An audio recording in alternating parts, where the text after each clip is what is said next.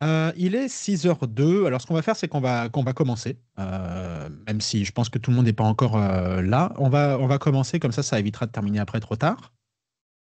D'autant que je pense que, comme on ouvre la boîte de Pandore de la conversation dans cette session de ce soir, avec Francis et Xavier qui nous ont préparé justement cette session, comme on ouvre la boîte de Pandore, je pense qu'on risque d'avoir du mal à la refermer au bout d'un moment.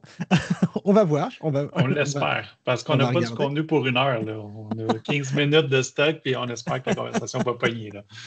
Oh, je suis sûr que On ça va écoute. pogner. Ah. Je suis sûr, j'ai aucun doute là-dessus. Donc, bienvenue, Bonne, bienvenue bonne à tout le monde. nouvelle, Oui. le chat fonctionne. Ah, Ouais. ok.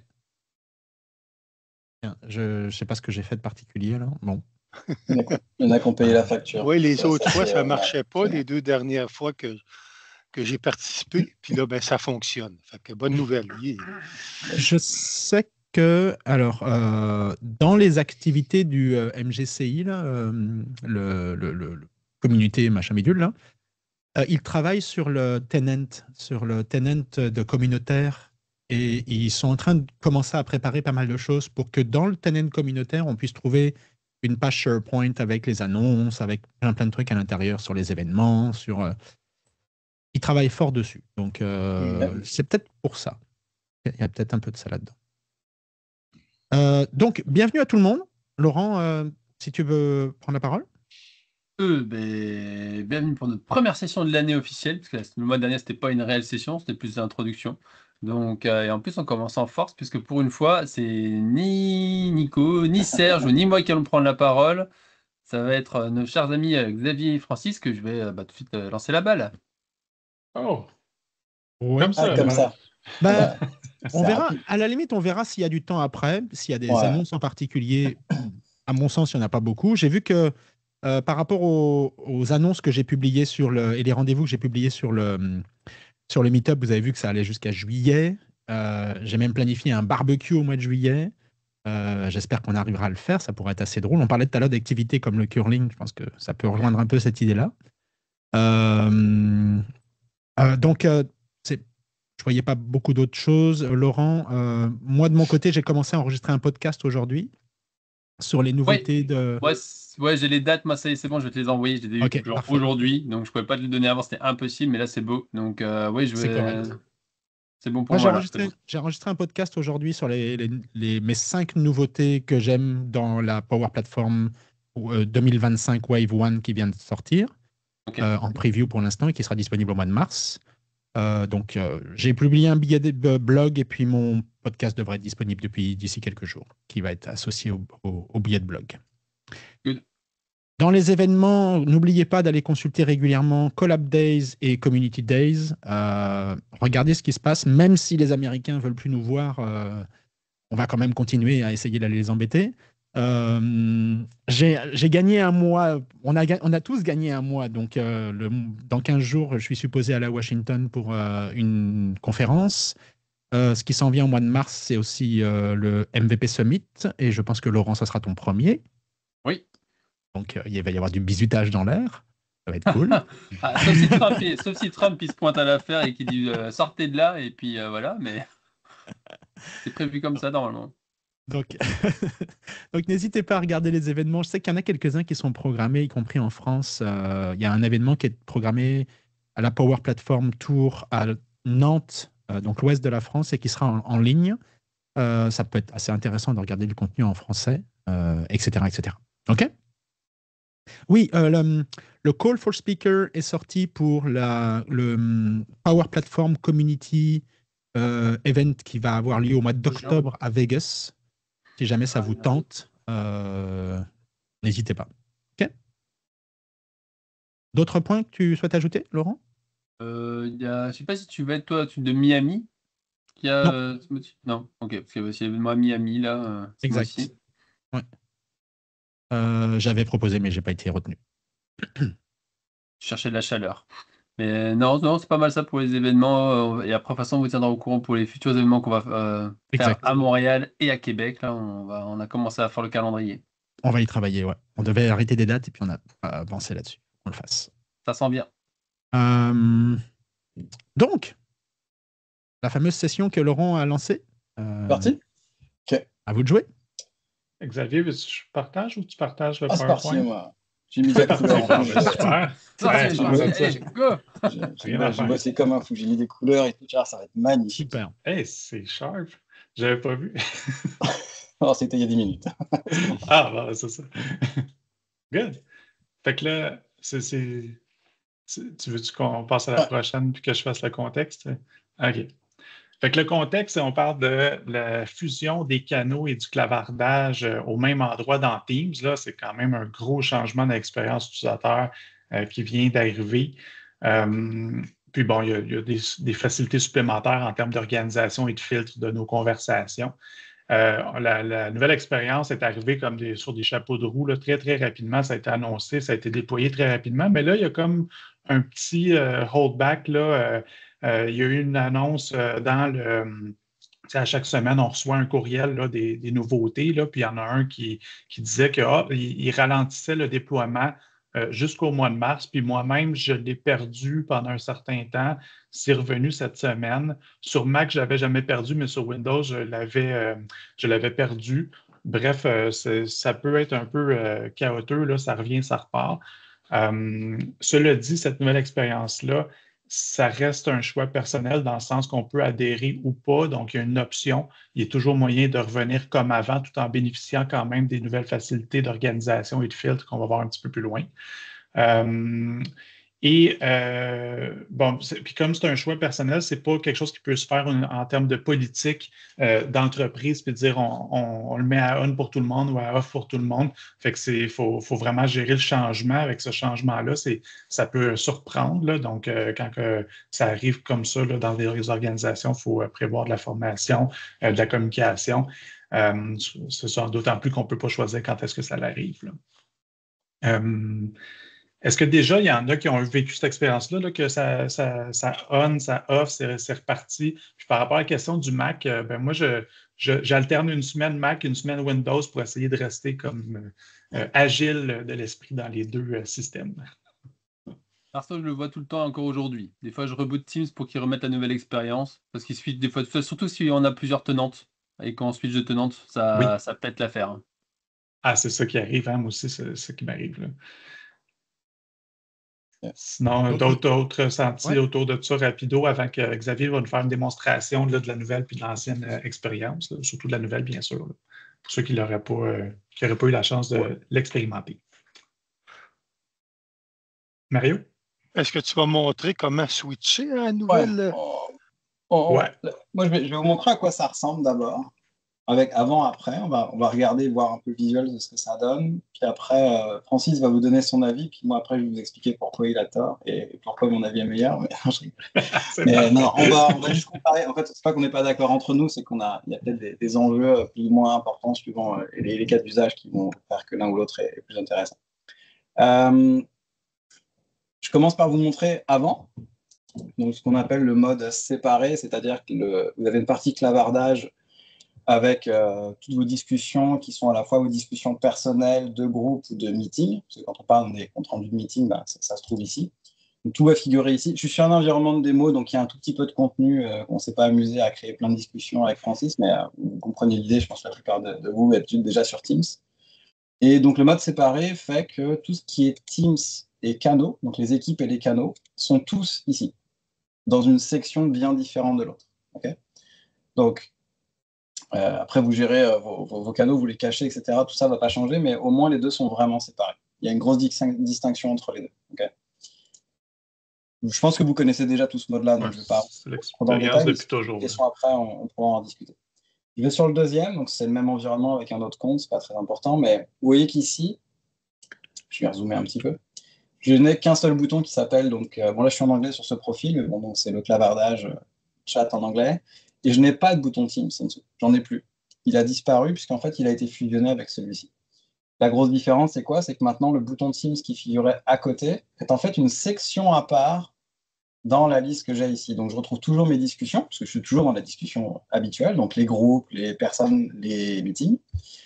Et en dessous, je vais trouver d'autres sections, donc ça, je vais revenir après dessus, mais celle que vous connaissez, qui est les Teams avec les canaux, figure ici, de la même manière que celle que vous connaissiez, mais elle est intégrée dedans. Okay, c'est ça la simple différence. Après, pour vous donner quelques pistes de choses qui changent entre les deux, c'est que dans les deux cas, vous allez pouvoir jouer avec tous les filtres qui se trouvent en haut. Donc ça, je vais revenir dans les différents paramètres pour vous montrer ce genre de choses. Ça, je pense que c'est important de le comprendre et de l'utiliser ou pas. Et vous pouvez décider de dire, je ne veux voir que mes discussions. Excusez-moi, j'ai un truc qui me gêne. Que mes discussions, donc les Teams disparaissent, ou à l'inverse, je veux voir que mes meetings ou que mes canaux. Okay, à chaque fois, vous cachez des sections. Okay, c'est à vous de choisir de les plier, déplier ou de les cacher. Ça fonctionne bien.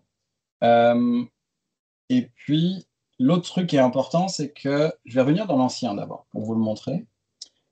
Dans l'ancien, vous aviez dans la partie Teams, pas les clavardages, les Teams, vous aviez bien sûr la liste de vos Teams et de vos canaux, et vous pouviez décider pour chacun d'eux de les afficher dans vos favoris. Quand vous faisiez ça, ça apparaissait en haut en général, vous pouvez très bien le mettre en bas, mais là, vous aviez les canaux, pas les Teams, mais les canaux que vous préfériez. Ça fonctionne aussi dans le nouveau, et là, je crois que je viens de voir quelque chose de nouveau, donc je vérifierai après. Je passe sur le nouveau, c'est la même chose, mais on peut aussi créer des sections qui n'étaient autres que favoris. Donc là, j'en ai créé pour un département, on pourrait la créer comme canaux transverses, canaux d'équipe, canaux, ce que vous voulez. Mais on peut créer ces sections. Et encore là aussi, ça c'est un canal, ce n'est pas un Teams. Donc, si je déplie la liste de mes Teams, je crois qu'il était là-dedans. Je ne sais plus si c'était celui-là, mais peu importe. Vous pouvez décider de le faire apparaître dans la colonne favori, dans la section favori ou dans une autre que moi j'avais appelée département. Donc vous avez le choix de jouer avec. Je vais vous en montrer un que je n'avais pas déjà mis parce que forcément une fois que vous l'avez mis, vous ne pouvez pas, mais celui-ci, vous pouvez le mettre dans la sélection département. Dans ce cas-là, il est aux deux endroits. Il est toujours dans la partie Teams canaux, normal, et en plus il est dans ma section département. Et puis, chose importante à noter aussi, c'est que ces sections, vous pouvez les déplacer. Donc, si j'ai envie de voir mes départements, évidemment, je navigue un peu. Si je veux mettre mes départements en haut, mes chats après, mes Teams après, je peux. Si je veux mettre mes Teams avant, je peux aussi. C'est à vous de décider dans quel ordre vous souhaitez les mettre. Tout ça, c'est du très flexible. Okay. Si je reviens sur l'ancien, avant, on n'avait que favoris et canaux, et j'ai l'impression, là, je viens de le voir en vous le montrant, qu'on peut aussi, désormais aussi maintenant créer des nouvelles sections. Ça, je ne l'avais pas vu quand on avait regardé avec Francis. Ouais, même chose, c'est la première fois que je le vois, là. Ouais. C'est vraiment les mêmes capacités, mais en gardant séparés les équipes canaux d'un bord versus le clavardage de l'autre. C'est ça.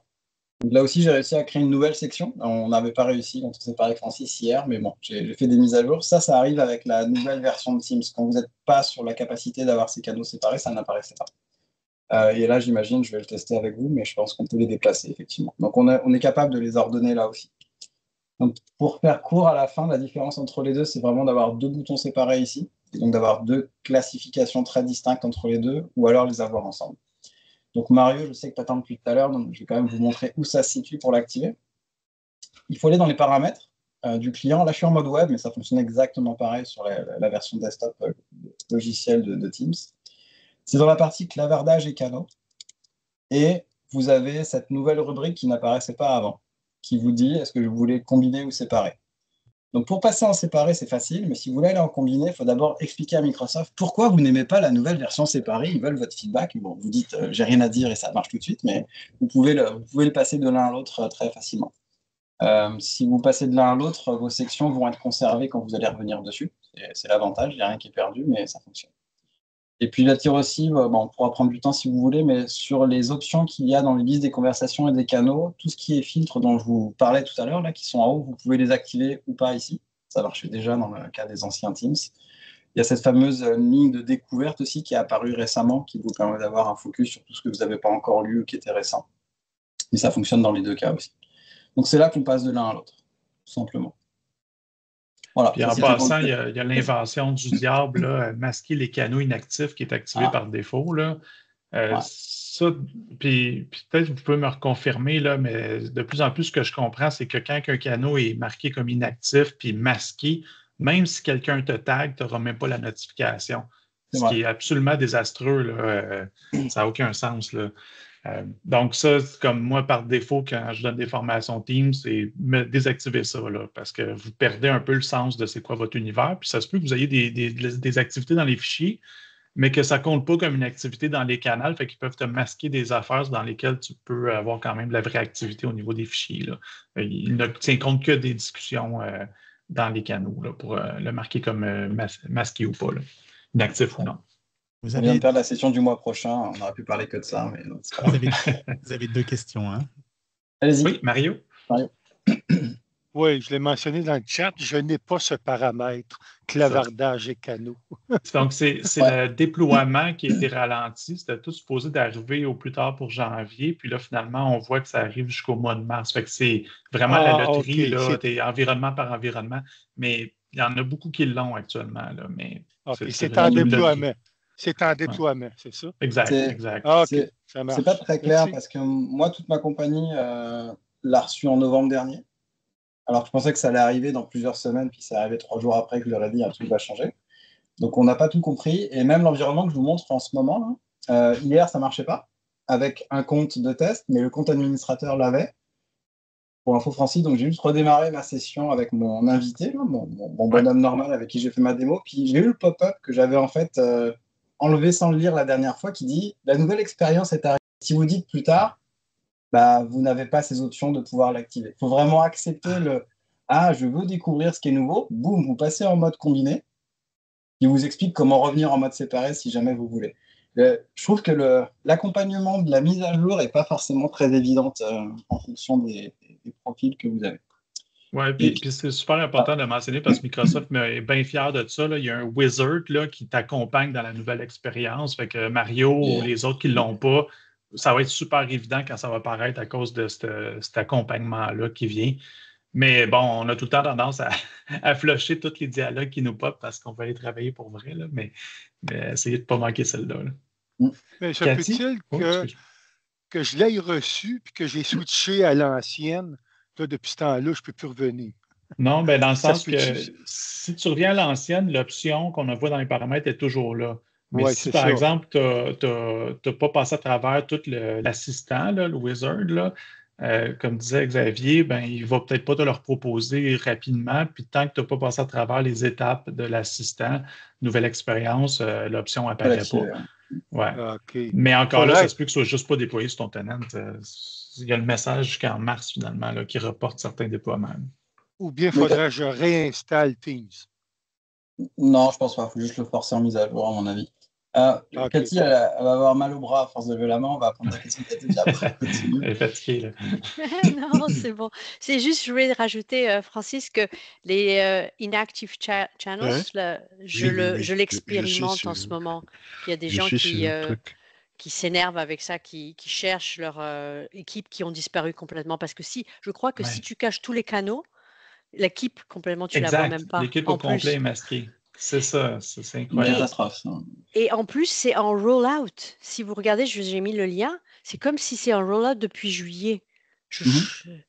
Donc, je pense que ça apparaît encore chez certaines personnes comme ça, là. Donc, c'est un bon point que tu as amené.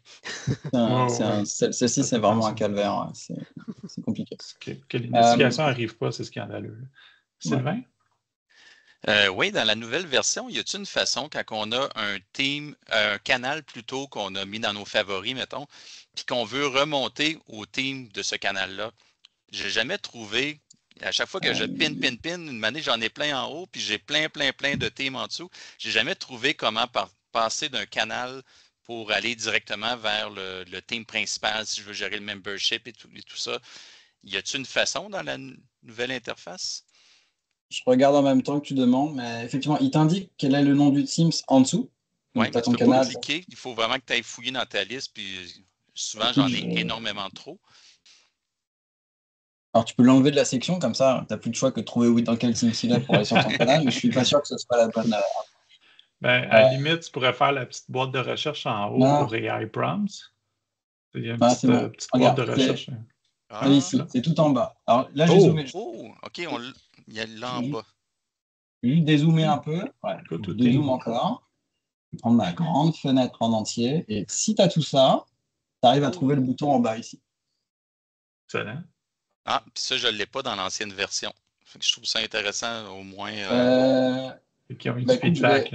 Je vais essayer tout de suite. C'est bien, il y a des use cases qu'on avait du mal à... je vais prendre celui-ci. Non, je l'ai ici. Accéder à l'équipe, même quand je suis en mode séparé. Donc, c'est peut-être la nouvelle version de Teams, mais pas le mode séparé combiné qui joue dessus. C'est simplement le fait d'avoir la nouvelle expérience avec tes sections et donc le fait d'avoir des canaux qui sont mis dans des rubriques à part. OK. Fait que c'est bizarre. Moi, je le vois pas. Là, je les avais épinglés. OK. Mais en tout cas, au moins, je trouve ça le fun de savoir qu'il y a une façon, puis à un moment donné, on va finir par... Ouais, mais si tu peux épingler un canal, c'est qu'à mon avis, tu n'es pas sur la dernière version parce que, si je ne me trompe pas, hier, c'est ce qu'on a vu avec Francis, on pouvait épingler un canal et donc il tombait que dans mes favoris. Okay. J'avais pas... Maintenant, le épingler disparaît au profit de ajouter dans une section qui est favori comme l'épinglage habituel ou alors dans une autre section que tu as décidé de créer ou qui existe déjà par ailleurs. OK, c'est bon. Fait que ça explique le tout. Mais au moins, c'est positif que dans le futur, à un moment donné, on va pouvoir revenir facilement. Parce que souvent, on veut gérer le membership. Il est où ce team-là? Ouais. Il faut qu'on cherche de notre liste. Puis, il y a tellement souvent trop de teams dans les tenants des différents clients. Puis souvent, quand on a des accès admin, on a encore plus de teams. Là. Fait que ça va être pratique de pouvoir retrouver facilement l'origine le team maître du canal. Ça va être une bonne chose. Ils avaient anticipé ta question, tu vois. Ils ont été en avance. Parfait. Merci beaucoup. Nicolas? Ouais, en fait, moi, je me posais la question, est-ce que ça, du côté de l'administration centrale, ça ressemble à quoi sur cette feature-là? Ça passe pas du tout? Ou est-ce que vous avez déjà vu quelque chose qui laissait entendre que ça allait passer par les profils? Il n'y a absolument pas de contrôle pour l'administration centrale. C'est ce que disait Francis, c'est que dans l'admin Teams, tu ne peux pas décider de proposer ce mode combiné, tu ne peux pas proposer qu'il y ait des favoris ou pas, chacun fait ce qu'il veut. Wow. Tu ne peux pas l'empêcher. On n'a pas trouvé dans les policies quoi que ce soit qui permet de dire oui ou non. Ils ont embauché Elon Musk chez Teams ou quoi? C'est un changement hyper rapide, là, annoncé, déployé, novembre, là, c'est brutal là, quand ça... C'est bon, ça a été annoncé. Microsoft a mis beaucoup de monde à pied. Je pense qu'ils souhaitent que ces gens redeviennent consultants et viennent aider les entreprises qui ont du mal à gérer les changements. Ils ont pris une opportunité comme ça. Non, faut faire avec. On n'a pas le choix, malheureusement. On vaut mieux se préparer. Mais c'est ça. OK. S'il n'y a pas de questions, on peut passe aux avantages et inconvénients, puis après ça, on va pouvoir continuer la discussion. Mais... Ouais, j'essaie juste de retrouver mon écran qui a disparu. Peut-être que je le fasse au moins pour ma section, comme ça je pourrais contrôler les diapositives. C'est comme tu veux. Tu peux essayer de prendre le contrôle si tu veux, mais... Non, je repars d'ici. Okay. Donc là, mon point de vue, les enjeux avec la nouvelle expérience, puis il faut comprendre un peu d'où je viens. Moi, je suis consultant qui accompagne les organisations dans le déploiement de Microsoft 365, donc j'ai peut-être une vingtaine de clients. Surtout dans la petite moyenne entreprise, donc mettons en bas de 1000 employés. Et j'ai comme une approche structurée pour le déploiement de Microsoft Teams et même de l'ensemble de la suite. Et donc, souvent, le défi là, où j'arrive, c'est qu'avant, c'est la confusion. T'sais, les employés ont une couple de sites SharePoint chaotiques, une couple d'équipes Teams, canaux, un gros paquet de liens de partage qu'on s'échange, parce que souvent, on a juste fait des équipes par département. Dès que ça commence à être transversal, les gens commencent à se pitcher des liens de partage. Des clavardages en masse, donc 1 à 1, de groupe, on s'envoie des pièces jointes, on s'envoie des partages via OneDrive, avec des courriels, avec des pièces jointes. Bref, tout ce qui est possible, c'est vraiment le chaos. Fait que moi, c'est souvent la situation où j'arrive. Je caricature un peu, là, mais je veux passer de là, puis là où je veux les amener, c'est de passer à un environnement structuré. Fait que c'est quoi un environnement structuré pour moi? Un intranet avec les sites de communication SharePoint où on va diffuser l'information de référence à une large audience, donc peu d'auteurs, une large audience, donc toute l'information de référence est intéressante pour tout le monde. Après ça, oui, d'avoir une structure d'équipe Teams pour les départements, en dessous les services, puis assez granulaire même, donc par activité, par fonction, qui va suivre un peu l'organigramme, oui. Puis d'ailleurs, je ne recommande pas de prendre une grande vice-présidence et d'essayer de tout rentrer dans la même équipe Teams. Ça va être plus granulaire, tout en ayant quand même ces grandes équipes-là pour ce qui est vraiment commun. Mais le secret, c'est de ne pas s'arrêter là, c'est d'aller sortir tout ce qui est transversal aussi Puis ça, c'est souvent là où les gens, d'une manière un peu intuitive, s'arrêtent. J'ai créé toutes mes équipes par département. Ça s'arrête là. Et c'est là que le défi des liens de partage puis de la duplication arrive, c'est que les gens oublient de créer des espaces transversaux. Donc, des processus transversaux, par exemple, la gestion de contrat, ben, ça passe par le légal, mais en même temps, c'est des départements qui initient ces contrats-là. Des factures, ça arrive de partout. Des dossiers employés, ben, peut-être que je veux le partager avec leur gestionnaire. Ensuite, les projets, bien évidemment, un gros paquet de projets. Ça se peut même que dans le core business de la compagnie, c'est des projets.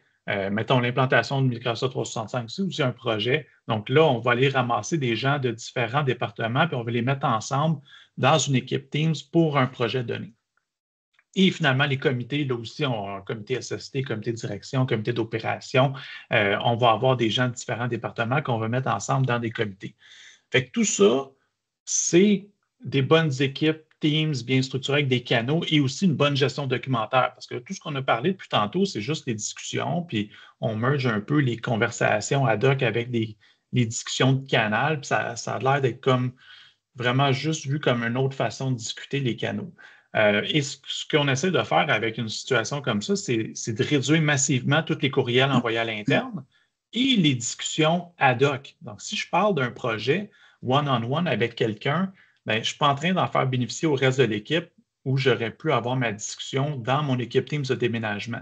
Donc, c'est vraiment, on réduit les clavardages, les emails, puis on travaille exclusivement dans les équipes et dans les bons canaux partout. Puis finalement, bien, le OneDrive, évidemment, c'est juste pour une utilisation personnelle. Ce n'est pas là qu'on va commencer à se faire des royaumes de collaboration avec des liens de partage. Encore une fois, c'est la job de Teams de faire ça. Fait que le défi, c'est de passer de avant à après. Donc, vraiment passer d'un environnement chaotique. Donc, par exemple, j'ai un document Word d'un utilisateur que typiquement, il va le mettre peut-être sur un site SharePoint quelconque, peut-être sur son OneDrive. Il va chatter avec sa gang en mettant soit une pièce jointe ou un lien de partage.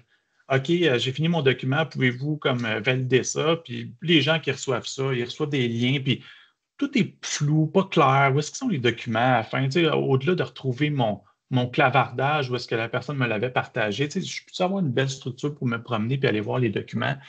Bien, c'est de passer de ce niveau-là à, justement, bien, je fais mon document dans un canal, mettons spécification, dans mon équipe Teams de développement du produit X. Fait que tout se passe dans une interface unifiée Teams où toute ma collaboration, autant de discussions, fichiers, éventuellement tâches, bloc-notes, a lieu. Fait que comment changer ce mindset-là à ça? Bien là, vous voyez, c'est un gros détour que je passe pour en arriver à bien, la nouvelle expérience Teams, c'est nuisible pour moi parce que on fusionne les deux, donc ça nuit à la compréhension de l'utilisateur de quand est-ce que je suis dans un environnement ad hoc, donc les conversations traditionnelles, quand est-ce que je suis dans un environnement structuré, les fameuses équipes Teams. Puis en plus, par défaut, ben, le clavardage prend toute la place en haut et les Teams et Channels apparaissent en deuxième. Et on voit là, que le clavardage, là, il peut en avoir une trolley. Donc, les gens vont finir par oublier où sont les canaux Teams.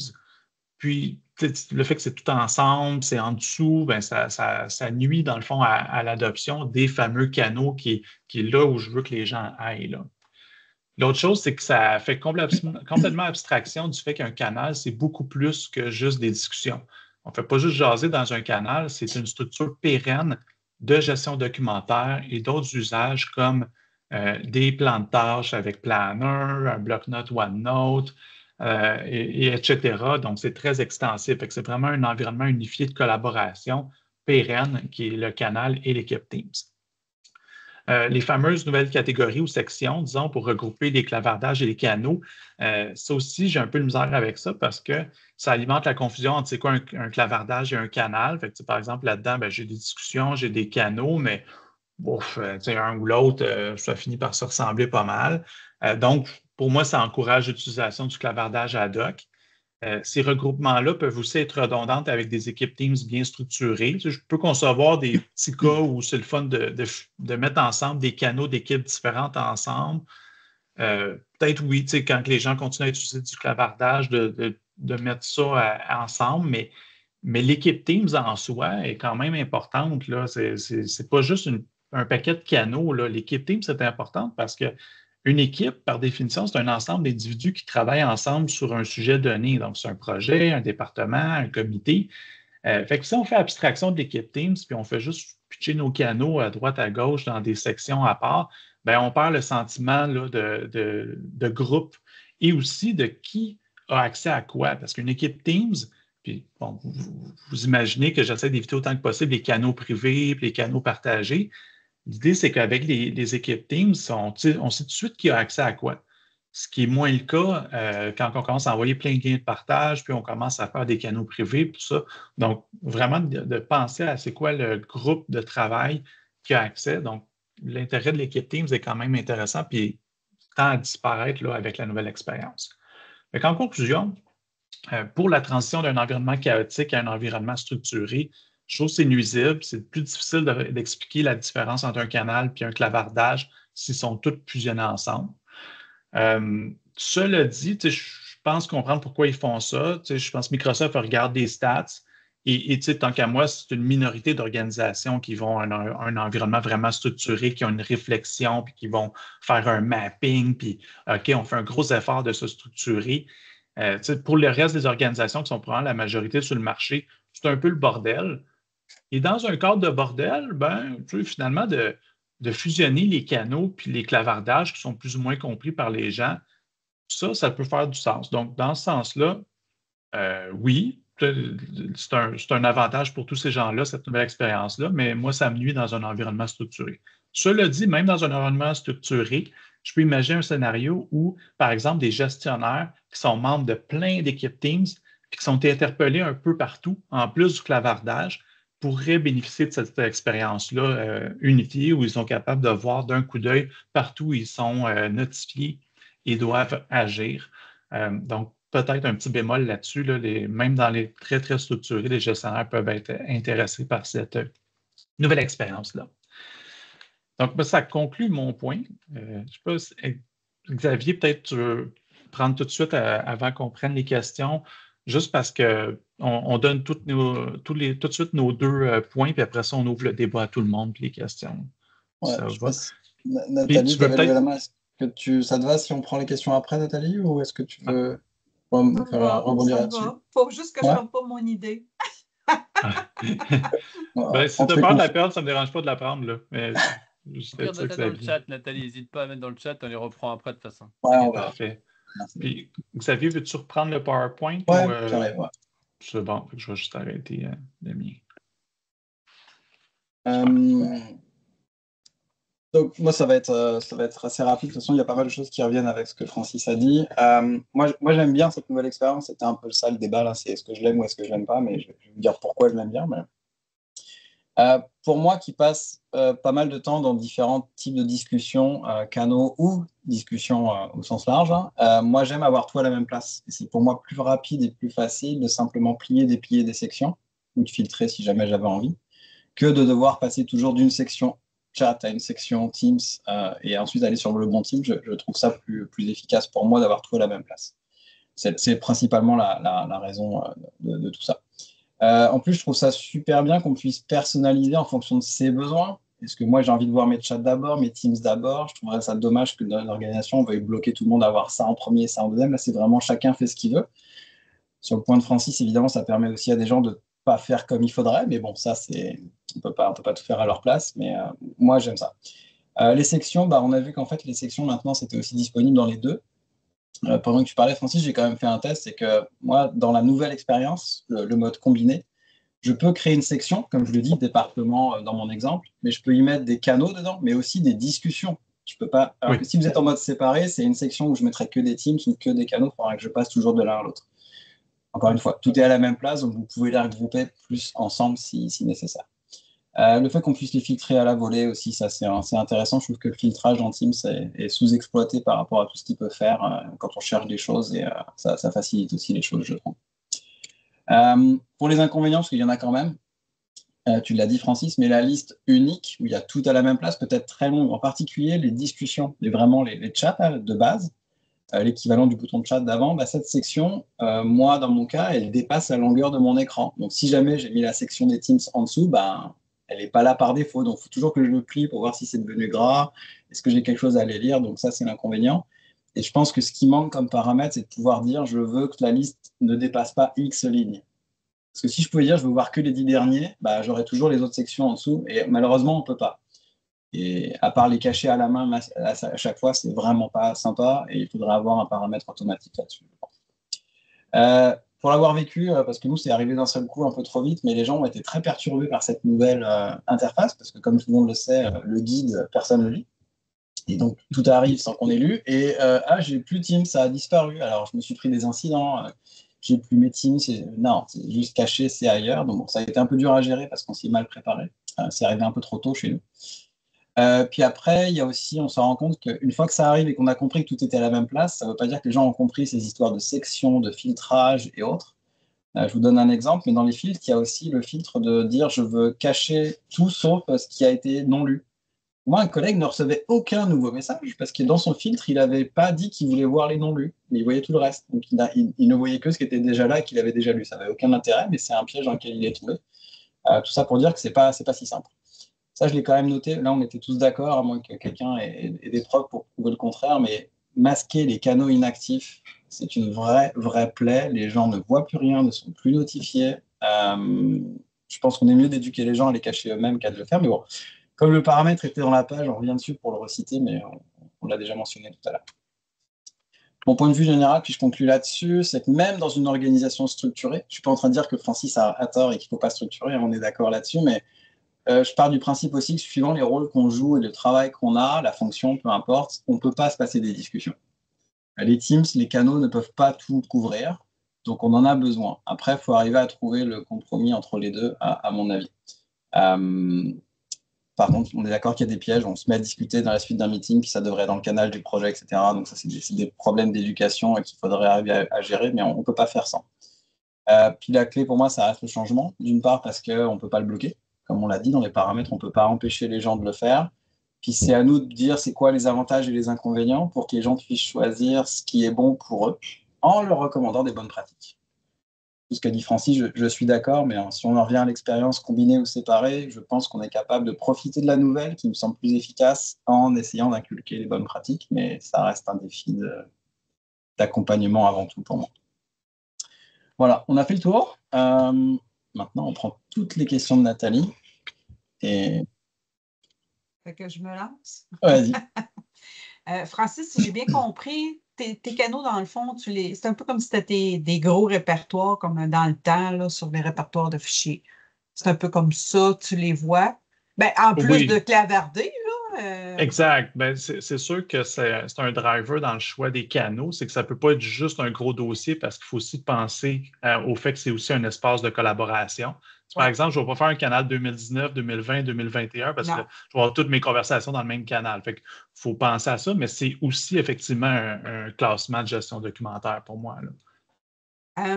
Ce qui m'embête un peu, je vais vous dire, c'est que si, par exemple, dans une équipe team, à moins de faire des canaux privés ou partagés, là, mais si on fait des canaux ordinaires, puis dans notre équipe team, je ne sais pas, on est 1000, ben si on fait toutes les conversations sur, mettons, un projet, puis dans le fond, ça touche 3-4 personnes, ben ils vont tous recevoir ces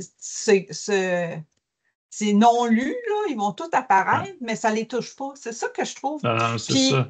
Puis sinon, moi, j'ai tendance à faire des groupes de discussion, mais là, si on fait ça, là, ça sort des canaux Teams, puis là, ça ne marche plus.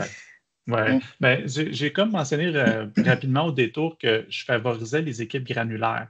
Fait que si tu dis j'ai une équipe de 1000, elle a peut-être sa raison d'être, mais j'aurais tendance à en faire d'autres équipes plus granulaires aussi, surtout par projet en plus. Donc, bon, c'est sûr que si tu as un projet à l'intérieur d'un département, puis c'est le même monde, on peut faire un canal pour le projet, mais il va être quand même très bas dans la granularité, là.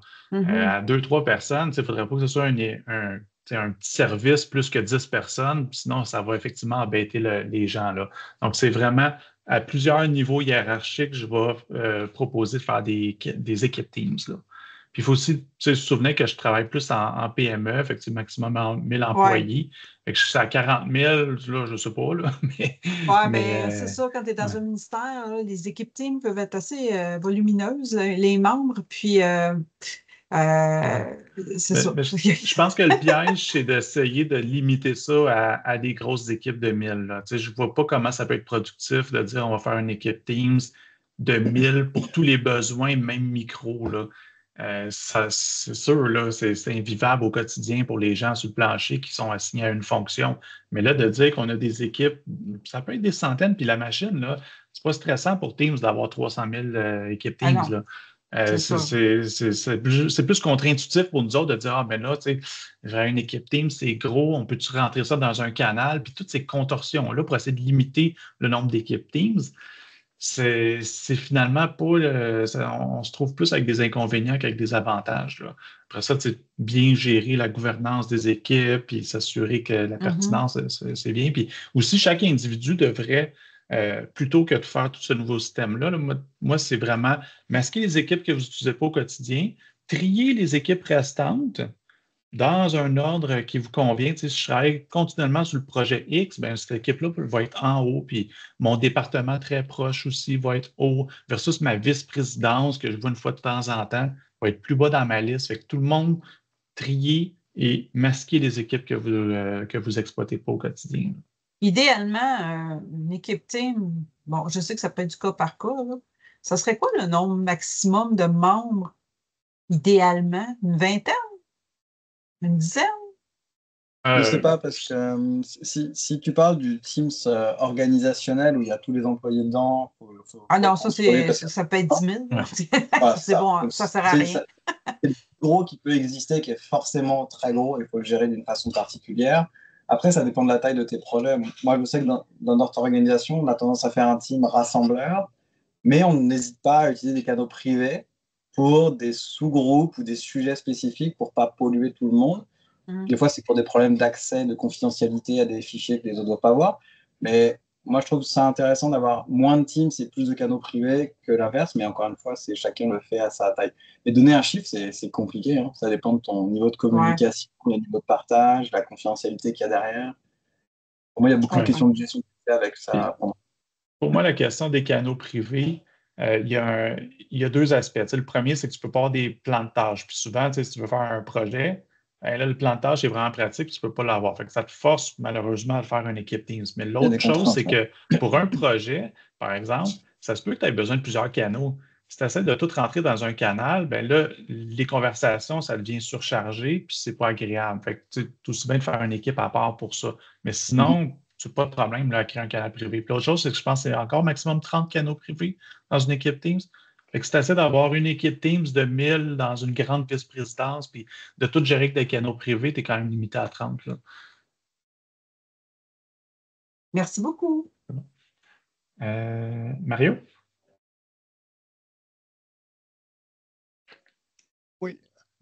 Oui, ma question, c'est dans le schéma que tu as montré d'une façon structurée, comment tu fais le lien entre ton intranet et les canaux Teams? Bien, l'intranet, c'est juste des sites de communication.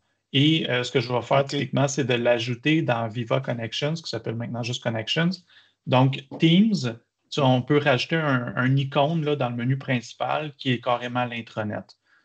Fait que ça permet de Teams, qui est l'utilisation quotidienne, l'outil d'utilisation quotidienne, de quand même faire surfacer l'intranet là.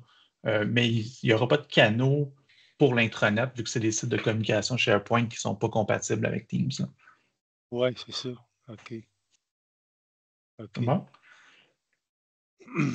Gaston? C'est mon tour. OK. D'accord. Il y avait Benoît. Excuse-moi. Non, vas-y, Benoît, vas-y. Moi, c'était pas une question. C'était plus un commentaire. Nous, on a fait le choix de ne pas permettre la création des équipes par tout le monde. On contrôle, donc on doit passer par un processus de demande. C'est pour ça que les conversations ad hoc, c'est beaucoup plus facile parce que les gens sont autonomes, ils les créent, ils les modifient, ils jouent avec les membres, ils gèrent leur exception. C'est le choix de gouvernance qu'on va mettre en place va avoir un gros impact sur quel outil qui est le mieux. Là. Mais je suis 100% d'accord avec ce que tu as proposé tantôt, Francis, de comment structurer. La façon idéale, c'est ça.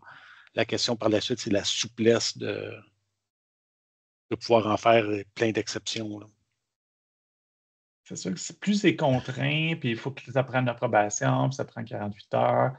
Plus le monde cherche des voies de contournement, là, il y a le proverbial Dropbox, là, que ça n'ira pas jusque-là, mais on se tire dans le pied si les gens n'embarquent pas parce que là, c'est trop contraignant. Puis je ne dis pas que c'est le cas, là, mais il y a des organisations que c'est tellement contraignant là, que le monde se dépêche à trouver une voie de contournement, le shadow IT. Là. Il faut trouver cet équilibre-là. Là. Moi, j'aime la gouvernance a posteriori. Tu laisses les gens créer des équipes Teams, mais il y a quelqu'un qui repasse en arrière ou je pense que ShareGate fait ça à Precut. Là, il y a un chatbot qui pose la question à quoi ça sert, hein? Tu t'en as pas servi, est-ce qu'on l'a détruit, ce genre de choses, mais moins de barrières à l'entrée. Là. Cela dit, la plupart en font là, des barrières à l'entrée comme ça. Gaston, c'était le prochain. Okay. Oui. J'avais aussi un commentaire par rapport à ce que vous avez dit à la fois, Francis, mais même Benoît.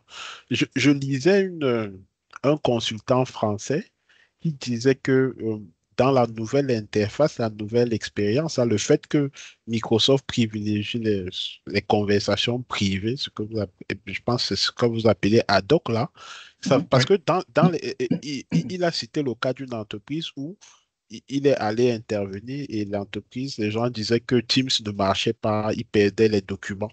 Et c'était pourquoi? Parce que les utilisateurs abusent des conversations privées et ne se rendent pas compte que les fichiers qui sont partagés, ils utilisent ça dans le cadre de leur projet et les fichiers qui sont partagés dans les conversations privées sont stockés dans les OneDrive.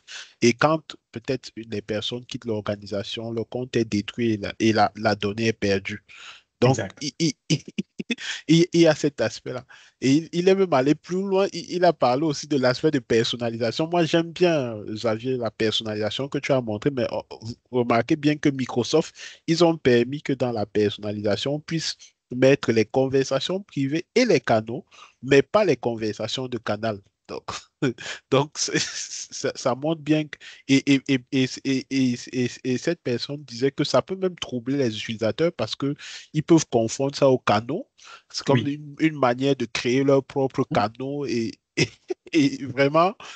Tout le travail qu'on a fait pour parler de la collaboration de Teams et tout, de l'outil collaboratif, ça peut vraiment sauter avec ce nouveau. Il faut vraiment beaucoup d'accompagnement, je pense. Exact. Moi, c'est parce que mon message principal, c'est expliquer à un utilisateur que le canal et l'équipe, c'est la voie structurée versus la voie déstructurée. C'est beaucoup plus facile, c'est séparé. Après ça, moi qui ai tout compris, là, je peux bien utiliser la nouvelle expérience puis même y trouver des bénéfices, mais c'est la difficulté d'expliquer les concepts à un nouvel utilisateur qui vient de débarquer que je trouve que cette nouvelle expérience-là n'aide pas, disons. Je ne vais pas prendre trop de temps, mais je voudrais juste mentionner un point dans l'utilisation des canaux versus les discussions. Il y a un gros enjeu, c'est avec les gens externes. Je ne sais pas, les configurations peuvent être très différentes suivant vos organisations, mais si vous autorisez les externes, guests ou membres, si vous faites du cross-tenant, les discussions vont vite leur poser des problèmes parce que le partage de fichiers, par exemple, est beaucoup plus compliqué. Donc là, c'est un bon moyen de les emmener dans les canaux Teams avec des invitations dans lesquelles ils vont travailler. Mais moi, je profite de ça pour les ramener dans des teams, justement, parce qu'ils sont limités à cause des discussions. Je dis ça en passant parmi d'autres sujets autour, mais attention à la gestion de vos externes aussi, entre les deux. Je ne sais pas, les mains, elles changent le numéro, je ne sais plus qui est quoi, mais bon, il vote à le numéro 1, alors Teams a raison. Ouais. Question mute, par contre, Ivo. Ouais, on ne t'entend pas. Oh, vous ne m'entendez pas. OK, bonjour. Bon. Salut. Oui, merci beaucoup pour la super belle présentation. En fait, Francis, je m'identifie beaucoup dans les choses que tu dis avec le ad hoc versus le structuré. Puis en fait, je suis en train de faire face à un défi comme ça dans l'organisation où je suis, où on est environ 400 personnes. Et je prévois déjà que la nouvelle structure va nous enfarger encore plus. Pas parce qu'elle n'est pas bonne, mais juste que c'est tellement difficile d'accompagner des gens dans la structure qu'on a en ce moment qu'on va se mettre des bâtons dans les roues. Puis je te donne l'exemple de pourquoi c'est difficile. La façon qu'on est structuré, c'est qu'on a une unité de service technologique on est environ 10 personnes qui donnent du service à 4 autres unités d'affaires, mettons, en moyenne, dans un mois courant. Puis pour chacune, on a 5-6 projets. Puis on est impliqué de façon différente. Donc là, ça produit beaucoup de documentation, beaucoup d'informations ad hoc, des notes qui ont besoin de se prendre, ça a besoin d'être documenté quelque part. Mais en même temps, pour notre petite équipe de service, ça nous fait 5, 6, 7, 8 planners à gérer. Puis si on veut rapatrier la documentation sur tout ce qu'on a fait, si on fait une équipe pour chaque projet, ben, ça nous en fait beaucoup trop pour chacun. Et par la suite, il y a un trop grand risque qu'on perde les canaux, on perd la documentation. On n'est plus capable de retrouver dans quelle équipe, quelle décision a été prise. Donc, les gens, par défaut, se ramassent à créer, selon l'organigramme, équipe TI. On donne accès à rien ni personne. On fait des SharePoint, même pas des SharePoint, en fait, on partage les documents directement. Et puis, encore pire, c'est même le groupe de TI lui-même qui se crée une structure de rangement de documents parallèle qui est plus simplifiée. Puis là, on se passe des liens. Puis là, en fait, on a une genre de toile d'araignée entre le système de knowledge base avec Teams, avec SharePoint, et personne n'est capable de se faire une idée quelle est appropriée à quel moment. Puis à chaque fois qu'on essaye d'imposer une structure, il y a toujours un récalcitrant qui vient dire « Ouais, mais moi, j'aime mieux faire comme ça, j'aime mieux faire comme ça. » Puis là, d'autant plus avec ce qui s'en vient comme changement, qui est très positif pour quelqu'un qui est bien organisé et qui sait exactement ce qu'il veut faire et comment il va organiser ses données. Je ne vois pas comment on va se sortir du bois, surtout si on n'est pas capable, si on n'a pas le personnel pour encadrer tout le monde, puis leur donner un programme de formation, puis par la suite, comme quelqu'un disait, avoir quelqu'un qui repasse par la suite pour remettre de l'ordre là-dedans, puis poser des questions sur est-ce que c'est vraiment la bonne approche, et puis remettre les gens là dans une organisation de notre taille, je ne sais pas combien de personnes de plus il faudrait qu'on engage juste pour faire le ménage, juste des concierges Teams SharePoint. Ouais, ben, c'est un projet significatif. Il ne faut pas sous-estimer le projet et la gestion du changement humain est essentielle et l'appui de la direction est essentiel et constant est important parce que si tu n'as pas le levier pour que les gens embarquent, au but en partant, là. Après ça, est-ce que vous avez besoin de consultants pour avoir des bras de plus, puis pour expliquer, puis accompagner, peut-être, là.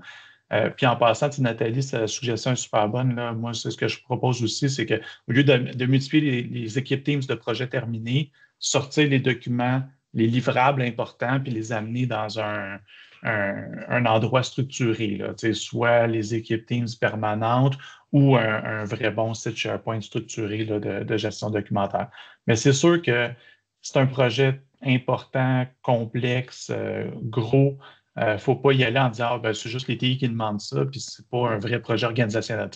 C'est souvent un gros défi. Là, c'est le gars de TI m'appelle, ouais, je veux migrer mes serveurs de fichiers là, dans Teams. Là.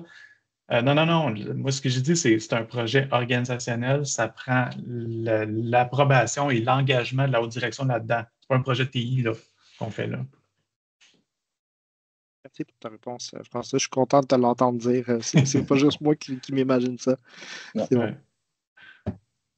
Sylvain? Oui, mais premièrement, je seconde entièrement le propos d'Ivo pour la présentation. C'était super intéressant. Puis c'est le fun d'avoir les deux côtés de la médaille aussi, puis d'avoir deux approches différentes. Fait que je trouve que c'était une belle présentation pour mettre la table justement sur l'architecture d'information, l'utilisation de Teams et tout ça. Puis j'ai bien aimé le schéma que tu as montré, Francis, sauf que dans la vraie vie, en tout cas dans les clients chez qui je travaille, juste les Teams, c'est difficile parce qu'on a souvent de la sécurité à faire.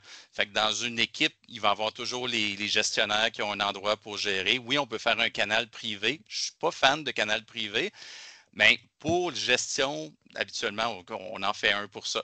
Mais quand on en a pour les directeurs de l'équipe, plus les gestionnaires qui ont besoin d'avoir accès souvent, c'est beaucoup plus simple, un site SharePoint avec des rôles, puis avec des bibliothèques comme on faisait old school, mais qui est encore tout à fait pertinent aujourd'hui. Puis comment tu gères, toi, quand tu as des équipes, un département, puis tu as de la sécurité granulaire à faire? Tu y vas-tu avec des canaux privés? Le moins possible. Donc, à part si je sais vraiment qu'il n'y a pas de conséquences. Puis souvent, c'est parce que les gestionnaires, ils se font des statutaires, puis ça prend des plans de tâches. Mais fait que je vais y aller avec beaucoup plus d'équipes Teams. Là. Fait que ça se peut que pour un département donné, j'ai l'équipe du département avec tout le monde dedans. Après ça, j'ai l'équipe des gestionnaires, juste les cadres. Après ça, j'ai les équipes par fonction à l'intérieur du département. C'est assez gros pour pour scinder, là, par exemple, à la ville, les permis, l'urbanisme et l'inspection, c'est dans le même département. Ouais, mais je vais faire 3 équipes Teams quand même, en plus de l'ensemble et d'une équipe cadre juste pour les cadres. Fait que ça a l'air d'être beaucoup d'équipes Teams, mais expliquer aux gens comment gérer les accès, quand tu dis, ben c'est dans Teams, tu gères les membres, c'est tellement plus simple que d'aller dans Teams puis de péter les. Essayer de gérer les permissions dans une bibliothèque de documents. La racine de la bibliothèque de documents, à ma connaissance, il faut encore que tu ailles dans la petite roulette, paramètres de la bibliothèque, tu as le vieux menu SharePoint 2013, voire 2007. Puis là, c'est le deuxième lien de la colonne du milieu qui est autorisation du composant de la bibliothèque. Hey, il n'est même pas encore dans la nouvelle interface moderne. En tout cas, là, je bâche sur l'interface, là, mais c'est vrai, puis tu n'as pas aucun signal visuel de qui a accès à quoi. Puis c'est encore pire quand on commence à faire des bris dans les dossiers. Là. Le monde finit par plus avoir confiance de qui a accès à quoi. Fait que, oui, ça fait beaucoup d'équipes Teams, mais je pense qu'une fois qu'on passe le fait que c'est contre-intuitif d'avoir beaucoup d'équipes Teams, là, ça simplifie bien des affaires pour les utilisateurs finaux. Oui, non, je ne suis pas en désaccord avec ça. Si le modèle se prête bien à faire des équipes et qu'il n'y a pas trop de sécurité granulaire, puis on ne se retrouve pas avec 14 teams pour combler tous les besoins. Puis souvent, dans les réalités que j'ai des situations comme ça, là, il y a des profils qui doivent avoir accès seulement à certains éléments. Fait qu'en tout cas, ça peut devenir difficile. Mais mon expérience avec les canaux privés, quand il y en a beaucoup, c'est très difficile. Quand on veut gérer le cycle de vie aussi, les sites qui sont créés en supplément avec les canaux privés, les canaux partagés, c'est un bordel aussi. Puis on a eu, je ne sais pas comment on a fait pour avoir ce scénario-là, mais des canaux privés d'un team, le team a été supprimé, puis les canaux privés continuaient d'exister, mais là, ils ne sont plus rattachés dans l'interface. Fait que là, les gens avaient de la misère à les retrouver. Puis gérer le cycle de vie, c'est très difficile. Pour être capable d'y arriver, nous, on utilisait SysKitPoint qui nous permettait de voir la liste de toutes les collections de sites. Mais dans la console d'administration SharePoint, on voit juste les sites de canaux principaux. Puis à l'intérieur du site, là, tu peux voir qu'il y a 8 canaux privés. Mais c'est difficile à gérer. Le cycle de vie, faire le ménage de ça, c'est vraiment pas top. Puis une chose qu'on avait beaucoup de problèmes aussi, c'est que les canaux privés, mais même les teams, quand on crée un team, par défaut, les membres peuvent créer des canaux et des onglets, rajouter des onglets, en supprimer des onglets. Fait que ça, systématiquement, on change ça pour faire en sorte que les propriétaires peuvent créer des nouveaux canaux. Parce qu'on ferme les accès pour que les gens ne créent pas des sites en libre service. Mais quand ils ont un team qu'on leur a fait par un processus officiel, après ça, ils se faisaient des canaux privés, puis là, ils créaient plein de collections de sites en mode libre-service. Fait que toutes nos règles de rétention, de gouvernance et tout ça étaient toutes complètement mis de côté avec ça. Fait qu'au moins de changer ce setting-là dans les teams, c'est super important. Les propriétaires peuvent en créer, mais les utilisateurs, les membres, il ne faut pas qu'ils le fassent. En tout cas, l'équilibre, c'est ça. C'est intéressant d'avoir plein d'outils, mais des fois, il peut y avoir des scénarios catastrophique un petit peu là, pour gérer le cycle de vie. Puis... Je suis très intense dans ma recommandation, mais je vais en faire des choses pragmatiques aussi quand même, là, mais c'est le challenge à mort pour éviter de briser des permissions dans des dossiers SharePoint. Oui. Le dernier point que j'avais, quand on a un team avec plein de canaux, que tout le monde a les mêmes accès, c'est bien, mais pour faire de la gestion documentaire avancée, si on va avoir des métadonnées particulières sur certains groupes, c'est beaucoup plus simple d'avoir des bibliothèques à part, puis les métadonnées sont pour ce groupe de documents-là seulement. Puis, c'est ça, on peut créer des bibliothèques cachées dans le site SharePoint derrière, mais ça amène à un autre... on dénature un petit peu le produit. En tout cas, tout dépendamment des scénarios, on a plein d'outils, mais c'est toujours d'utiliser la bonne combinaison là, pour arriver à nos fins, puis penser à la maintenance également, là, qui est important. Fait que, ça faisait le tour pas mal de mes points, fait que je laisse la parole à d'autres. C'est bon. Laurent? Yes, je vais rejoindre pas mal le point de Xavier, parce qu'en plus il s'en va, donc je vais reprendre le relais. Mais moi, j'étais assez réfractaire au début, donc c'est plutôt une remarque et une expérience personnelle. Là. Et je me rends compte que la nouvelle expérience, aujourd'hui, m'apporte beaucoup plus d'avantages que d'inconvénients. Le premier point, c'est qu'il y a des gens, de manière générale, des utilisateurs, pour pas dire des gens, ils avaient cette fâcheuse tendance, des fois, à créer des groupes de conversation, alors qu'ils avaient un Teams qui avait les mêmes populations dans un autre canal. Okay, que ce soit privé ou un Teams. Et c'était l'enfer total parce que la personne dit je t'ai partagé un document, tout le monde y accède. Non, ça c'est le groupe de conversation, c'est pas le Teams de l'autre bord. Donc où est stocké le document?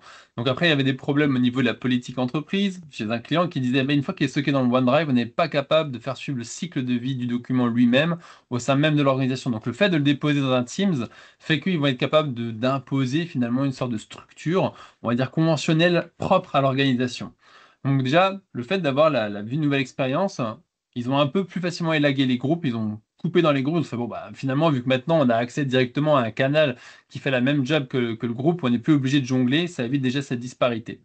Le deuxième point, bon, vous l'avez découvert, on va dire là aujourd'hui un peu en live. Moi, ça fait une semaine ou deux que j'ai l'affaire des sections que je peux modifier, que je peux bouger, que je peux même, pour dire les drag and drop, ça marche très bien aussi si vous voulez déplacer un user d'une section, un canal d'une section, enfin juste de drag and drop, c'est juste formidable. Parce que j'avais justement un client qui me posait la question et il me disait littéralement Teams, c'est de la merde, j'aime pas, j'ai 500 Teams et je suis pas capable de les gérer. Je peux pas les regrouper. Et là, avec la nouvelle expérience, là, ça y est, miracle, Teams devient intéressant. Parce qu'en fait, il prend son canal général, que maintenant aussi, soit en passant, un peu renommé. Donc en fait, il a été, lui, il a fait une autre affaire de gouvernance, il a pris le nom du Teams, il l'a mis au niveau du nom du canal général. Donc oui, ça fait un doublon si on prend le Teams. Par contre, le petit intérêt là-dedans, c'est que dans les sections qui s'est fait par département ou par pôle ou par service, là, en fait, vu que le canal général, ça porte le nom du Teams, c'est sa convention à lui, et ben en fait, il s'y retrouve directement et il peut tous les ranger, classer, ordonner avec des sections, des départements, et il s'y retrouve 10 000 fois mieux, il est super content. Surtout qu'on on peut collapse par défaut, il va garder le collapse de ses sections, genre un département IT, le collapse, mais il va garder la section finance ouverte avec tous les users, les canaux, et parfois, des fois encore, des groupes qui pourraient se balader parce qu'ils n'auraient pas un canal lié à ça. Donc cette nouvelle expérience-là, pour moi, elle est juste magique à ce niveau-là. Elle permet vraiment d'organiser des choses qu'on ne pouvait pas faire avant avec la vue Teams et la vue conversation où c'était le mélange, il fallait switcher de l'un à l'autre. Moi, j'ai des fois que ça faisait capoter mon Teams, le fait de switcher de l'un à l'autre, parce que les conversations, quand vous avez des gens qui répondent, vous faites le switch en plein dedans, Teams, il capote. Il capote. Des fois, ça met des secondes entières à vouloir switcher. Donc là, plus problème. Et le dernier point, juste, on s'entend que tu ne peux pas prendre une équipe au complet et la mettre dans une section, ce qui est quand même absurde. Mais c'est ça, un peu juste les canaux, mais tu ne peux pas prendre l'équipe au complet. Là, tu vois, par exemple, dans cet exemple-là, c'est que pour un Teams, moi c'est mon cas aujourd'hui, là, j'ai 2 canaux. Mes 2 canaux, je les mets dans 2 départements différents parce que ce pas les mêmes populations en fait qui sont dedans et qui jasent. Donc je caricature, j'étends mon affaire en disant tiens, dans un Teams, par exemple, pour tout un département, j'ai un canal RH qui s'occupe de toute la partie candidature et des choses dans ce goût-là, et j'ai un canal plus gestion de projet. En fait, je suis capable d'avoir 2 sections, mais pour le même Teams, mais avec pas du tout les mêmes sujets de conversation. Mais je les regroupe effectivement dans mon truc finance. Donc dans mon truc finance, j'ai tous les gens de la finance avec les personnes avec qui je parle. J'ai pareil pour la partie advocate, j'ai pareil pour la partie IT, j'ai d'autres départements qui ont leur petit truc support. Donc en fait, je crée une section support qui prend tous les canaux de mes différents teams qui prennent la section support pour faire en fait une sorte de global knowledge. Et je suis capable après de vite switcher de l'un à l'autre. Ça marche vraiment bien. Enfin, ça c'est encore une fois mon point de vue. Moi en tout cas, j'y trouve un réel intérêt. Et juste pour rebondir sur l'autre point, alors j'ai compris que c'était comme pour beaucoup c'était plate là l'affaire du masquer un Teams. Moi je l'adore. Parce que tous les trucs où je suis inactif dessus, ou les trucs que j'ai masqués volontairement, j'arrête d'être popé en permanence de ma journée avec des j'téliling toute la journée sur mon ordi. J'ai plus de notifications sur ceux que j'ai volontairement masqués. C'est à moi après ma job d'aller checker un peu ceux que j'ai décidé de masquer et voir s'il y a des notifications qui me regardent. Donc je fais un petit tour fin de journée ou milieu, midi, là, en finissant un café. Je vais aller checker si j'ai pas une notif éventuellement importante, mais au moins ça pop plus à tout va, je suis plus notifié. Et moi, honnêtement, ça m'arrange, ça me soulage mes journées et mes oreilles. Ça, c'est super important, là, mais quand tu masques manuellement une équipe, si tu es tagué, tu reçois la notification quand même, non? Je suis tagué, oui, mais ça m'évite d'avoir en fait le fait d'avoir, quand tu as une conversation, quand tu n'es pas, même pas tagué, mais tu as répondu à une conversation, il y a quelqu'un qui dit qu'il a répondu, ça pop à chaque fois là. Donc ça, au moins, là, ça, je l'ai plus. Parce que des fois, j'ouvrais juste un point pour dire, les gars, traitez ce point-là, s'il vous plaît. Et à chaque fois qu'il y en a un qui répondait, il y en a un qui t'a répondu, stop là, je m'en doute, mais je m'en fiche, je veux la finalité, je viendrai voir à soir. Mais pas toute la journée que les gens ils jasent après entre eux, c'est le but aussi de Teams, c'est qu'ils paraissent plus jaser. Mais moi, dans le coup, j'ai ouvert le point, mais je veux pas avoir chaque pop-up dès qu'ils vont se répondre, s'auto-répondre à l'un à l'autre. Moi, dans tout cas, là, moi, cette nouvelle expérience, j'y trouve quasiment que des avantages. J'ai mis du temps à m'y habituer, clairement, mais maintenant, là, en fait, je vois beaucoup plus d'avantages aujourd'hui et beaucoup de gens s'y retrouvent mieux avec l'affaire des groupes, des teams, éviter les doublons. Où est-ce que je pose mes documents? On se pose plus la question OneDrive Teams, tu évites le groupe, tu vas directement dans un Teams, tu drops ton document, tout le monde y accède, c'est dans un Teams, cycle de vie organisationnel. Voilà, grosso modo, c'est juste pour ajouter ce que disait Xavier tantôt, où j'ai bien aimé. Good. Benoît? Un des points, je reviens sur ce que tu disais tantôt sur la gestion des accès qui peut être plus problématique. C'est plus simple quand on gère tout le monde qui est dans l'équipe a accès à tout que de briser les permissions partout. Par contre, une des choses qui est toujours pas super conviviale, c'est que quand les gens envoient un lien vers un document ou font un partage, ça brise les permissions automatiquement. Il n'y a pas l'option d'ajouter au groupe par défaut. Ce n'est pas automatique. Ils cherchent toujours à partager au niveau du document ou du dossier ou de la bibliothèque plutôt que d'ajouter la personne dans le groupe. Ce bout-là, il est peut-être un petit peu agaçant encore aujourd'hui. Je n'ai pas saisi. Normalement, si tu es dans une équipe Teams, tu as des gens, tu veux faire un lien vers un document, ben, tu fais copier le lien, puis là, idéalement, il ne brise pas la permission. C'est juste les gens qui ont déjà accès. Tu le mets dans la conversation de canal. Et donc, tout le monde a accès par définition parce qu'on a déjà une bonne structure d'équipe qui fait que les gens qui ont à avoir ce document-là font déjà partie de l'équipe. C'est pas ce scénario-là que tu parles ou c'est.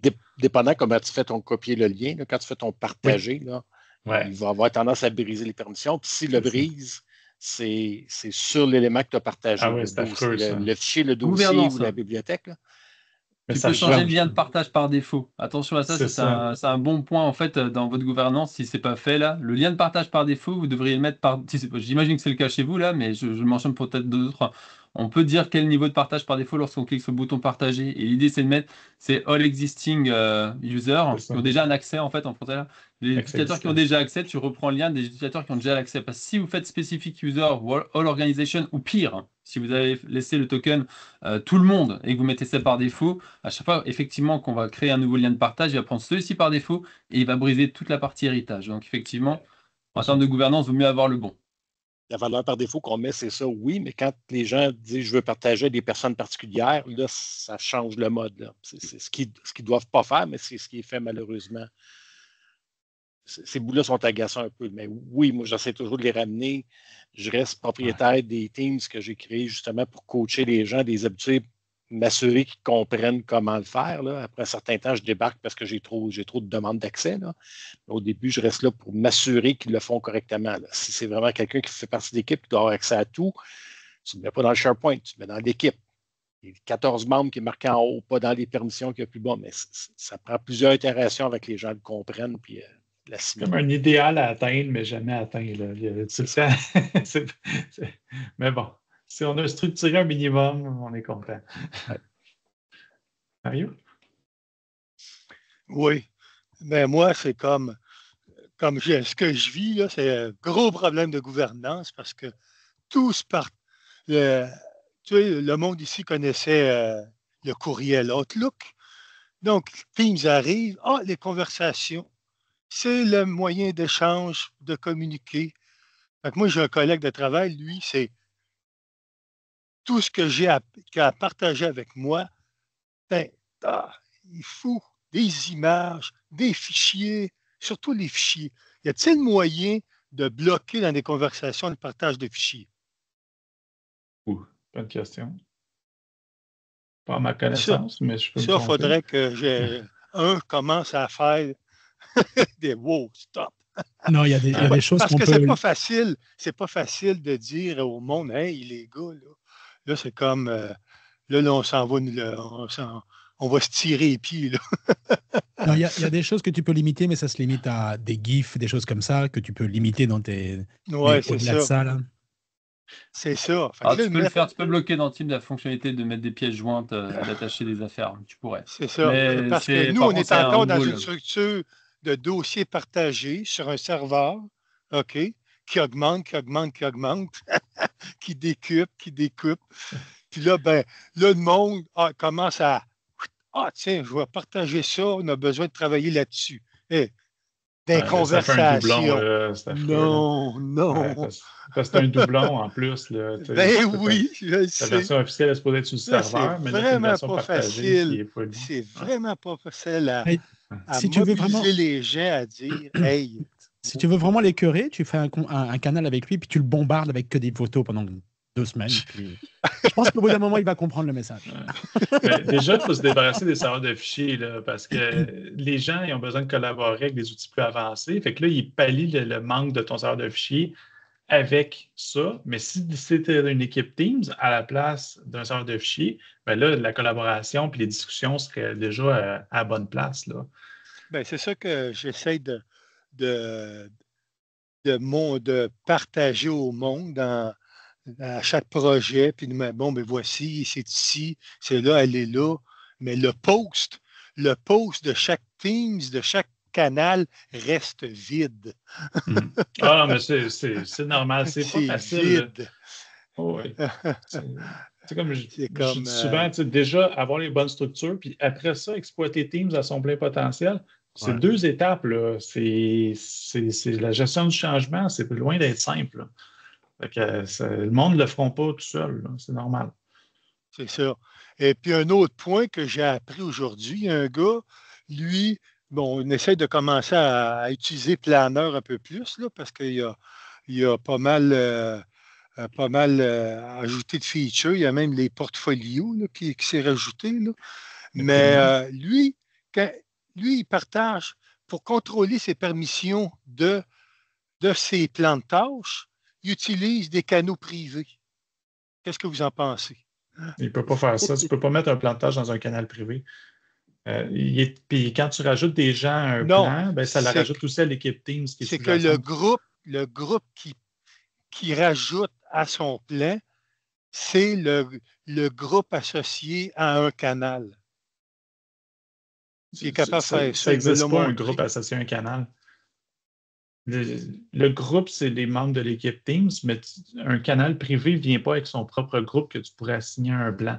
Le plan est hébergé dans le groupe qui est sous-jacent à l'équipe Teams au complet ou dans une autre équipe carrément ou un autre groupe au complet, mais il n'y aura pas de lien entre les membres du canal puis les membres du groupe dans lequel le plan est. Si je peux me permettre, Francis, excuse-moi. C'est parce qu'il l'a créé dans Project for the Web.